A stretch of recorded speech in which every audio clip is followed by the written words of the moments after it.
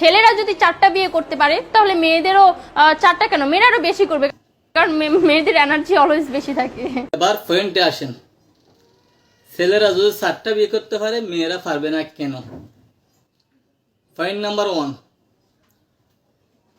মনে করেন এটা একটা পুকুর, খুশকুনি বলেন, পুকুর বলেন, যাই বলেন, এখান থেকে আমরা 4 গ্লাস পানি নিলাম, ভালো করে বুঝবেন, 4 গ্লাস পানি নিলাম, এই পানি কোথা থেকে নিলাম? এই খুশকুনি থেকে। বোঝা গেল এই পানির মালিক খুশকুনি। এই পানি কোথা থেকে নিলাম? এটাও বোঝা গেল যে এই পুকুর থেকে নিলাম, মালিক হচ্ছে এই পুকুর। এটা কোথা থেকে নিলাম? সেম ভাবে বলতে পারবো যে এটার মালিকও এই খুশকুনিটা। যদি মনে করেন এই 3টা, এই 4টা ধরেন, 3টা ধরেন, পানি যদি একটি পুকুরে ডালা হয়, মানে এটা আপাতত পুকুর ধরেন, এখানে ডালা হয়। এখন এই পানিগুলা কিভাবে শনাক্ত করবেন যে এই গ্লাসের কোনগুলা? এই গ্লাসের কোনগুলা পানি, এই গ্লাসের পানি কোনগুলা শনাক্ত করার উপায় নেই। এবার পয়েন্ট নাম্বার 2তে আসেন, একটি ছেলে 4টা বিয়ে করলে 1 বছরে 4টা বাচ্চা দিতে পারবে।